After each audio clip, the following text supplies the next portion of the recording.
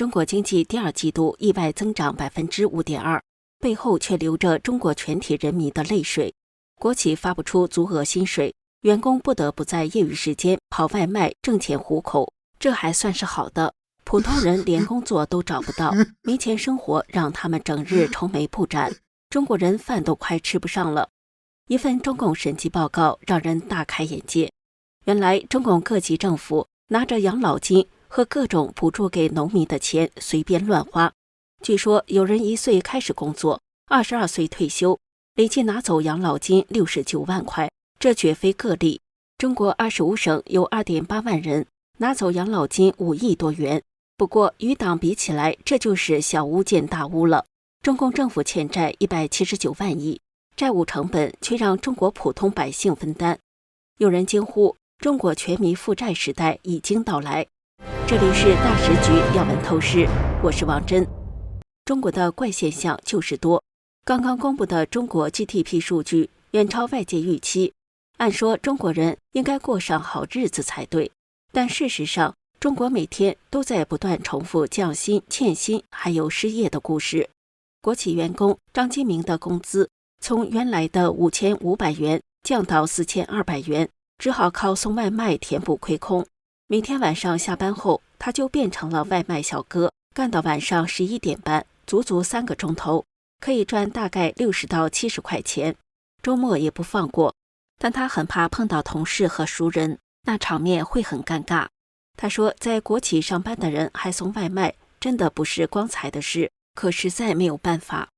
除了张基明，28岁的黄先生是广西崇左市的一名教师，已经2-3个月没拿到薪水了，政府拨款没下来，学校只好等。他月薪5000元，没有收入的几个月，靠着父母接济生活。他说，我只能硬撑着，不敢辞职。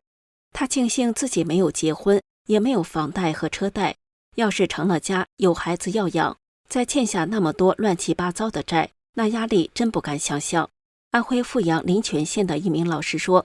他目前的基本月薪是3000块钱，绩效奖金一直被延后发放。不要小看这笔收入，它是薪资的16%呢。他感叹说，扣掉油钱、停车费和大楼管理费后，剩下的钱连买菜都不够。我真的觉得自己像在要饭，要不是靠我爸妈接济，我早就饿死了。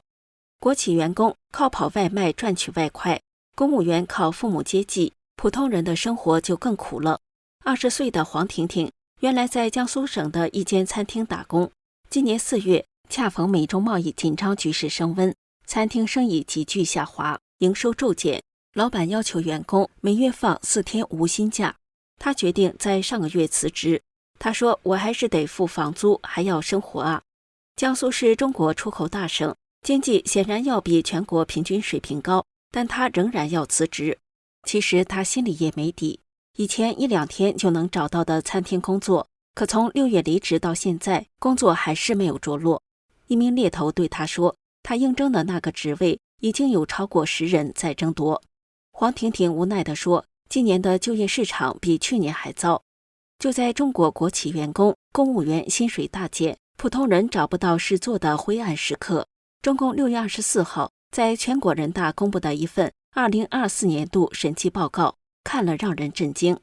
中共政府没钱发工资，大笔钱却被有办法的人悄悄拿走了。2024年，中国农村居民基础养老金最低标准是每月143块钱，很多地区都按照最低标准给农民发放，老年农民的生活极其贫困。但这份审计报告给出了一个例子，山西蒲县疾控中心的一个职工，1岁工作，22岁退休，他的人事档案有14处涂改，但仍层层过审，最后他累计拿走养老金69万元，这并不是个例。中国25省有 2.83 万名职工用虚假病历或篡改档案的方法提前退休，享受养老金待遇 5.19 亿元。这还不算完，中国有13省把 406.26 亿元城乡居民养老保险基金挪用于3保支出、偿还债务等。所谓3保，指的是政府财政应该保基本民生、保工资、保运转，是政府财政应该承担的，而不是拿居民养老金来支付。显然，这笔钱政府拿不出来，就盯上了养老金，是中共政府病急乱投医的一个做法，说明中共政府已经到了破产的地步。中共政府缺钱，在校学生可就惨了。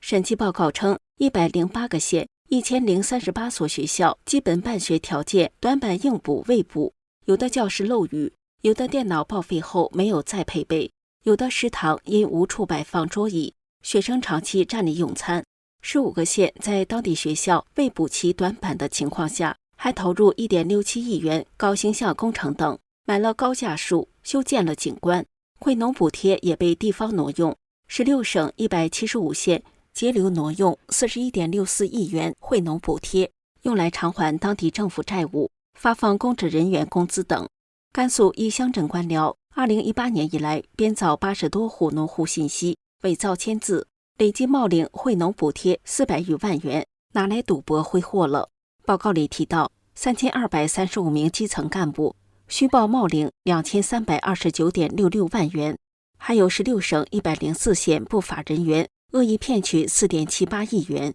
审计报告发现，13省2066亿元国债资金本该用在灾后恢复重建和提升防灾减灾能力，其中有267亿闲置，57亿挪用。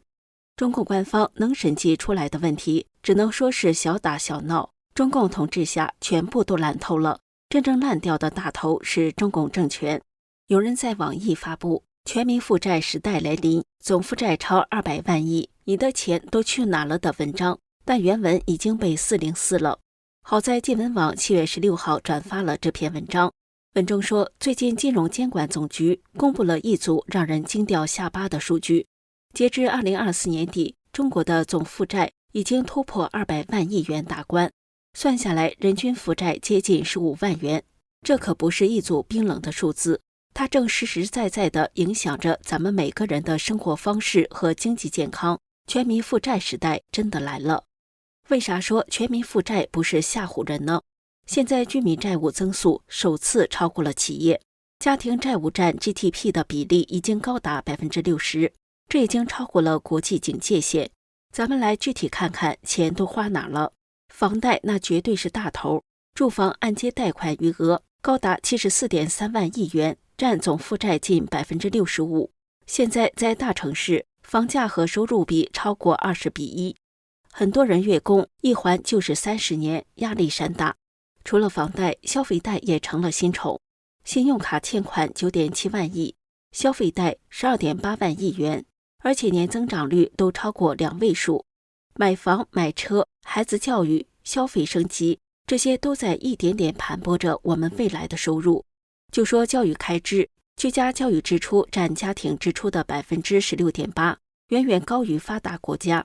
医疗负担也在上升，老龄化加上医保覆盖的压力，家庭健康支出每年增长 16% 以上，还有消费升级带来的贷款、手机、高端旅游、健康、智能家电，很多人都是冲动消费，消费贷年增长接近 30%， 特别是先享后付、零首付这些模式，让不少年轻人深陷负债陷阱，还没赚钱呢，就欠了一屁股债。其实不只是咱们老百姓背债，企业和政府也背债累累，企业负债率普遍较高，500强企业的平均负债率都在 65% 以上，房地产和钢铁行业更是高得离谱，房企违约事件频发，再融资变得困难重重，行业风险不断上升，政府债务也不少。截至2024年末，国债有 43.7 万亿，地方债加上隐性债总规模近90万亿。一些地方还本压力大，部分县市财政收入本来就不多，但利息支出已经占到收入的 15% 以上，日子过得紧巴巴的。那全民负债到底说明什么呢？一旦负债增速远远超过收入增速，债务泡沫就像一个定时炸弹，随时可能爆裂。一旦泡沫破裂，经济就会受到严重冲击，咱们每个人的生活也会受到影响。中共自己爆出的数据可能存有很多水分。自媒体人王健指出，美国投行高盛的数据是，中共政府债务总额是179万亿，绝对是全世界背债最高的政府。在这么多债务中，有多少已经装进了中共各级官老爷的口袋中呢？可背债的代价已经平摊到中国普通百姓的身上，难怪他们活得这么难。